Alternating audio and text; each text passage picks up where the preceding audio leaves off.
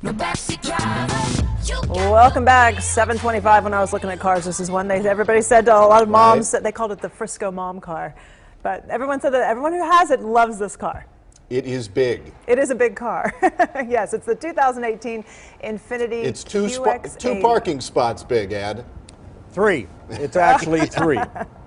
Yeah, when the first Infiniti came out, it was a QX56, and I didn't care for that generation way back when. It drove around, it was a bit of a slug on the highway. This generation I liked, and now I'll tell you, the Infiniti dealers a little disappointed. They thought they were going to get an all-new QX80 this time around, and instead they got a nice update to it, particularly in the front, because a lot of people didn't care for the nose of it. Well, past that, it's got a V8 engine, 5.6 liter, 400 horsepower. If it's got one little fault, it's a little thirsty for fuel. But past that, it's been one of my top picks ever since it came out. The reason is when you get to the interior. It looks like a high-end luxury SUV as it is. The navigation system, the navigation in the Infinitis and the Nissans for traffic, probably the best of the bunch in the industry. I did have a little complaint. The heated seats took a little bit longer to warm up than I thought they should have, but still overall it worked. Air conditioned also. Going to the back, it's got lots of room here. Now overall, even with a third row seat, it's going to have a little less room than what a Suburban or something like that may go. But the comfort level is extremely strong.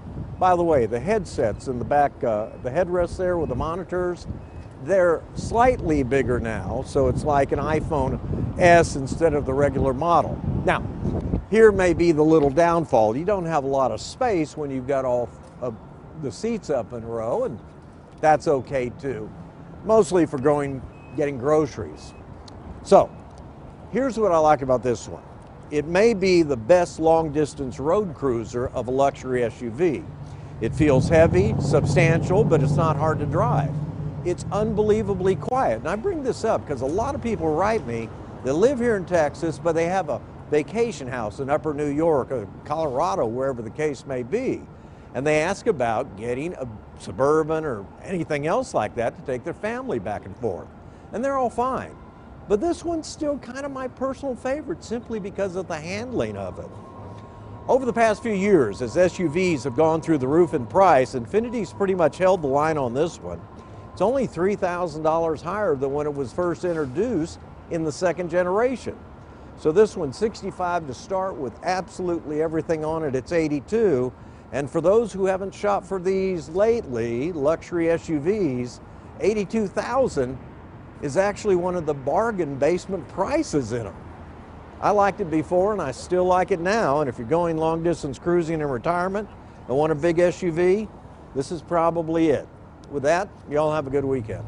You can listen to Ed on 570 KLF, tomorrow's car column as always, and Saturday's Fort Worth Star-Telegram. And that console that's in between those captain seats, like where you'd put, the kids, you can remove that if you want. You put the kids in between? No, if you put them in the captain seats, there's a console in the middle that you saw in the second row. You can remove that so it's easy access to the third row if you want. 728.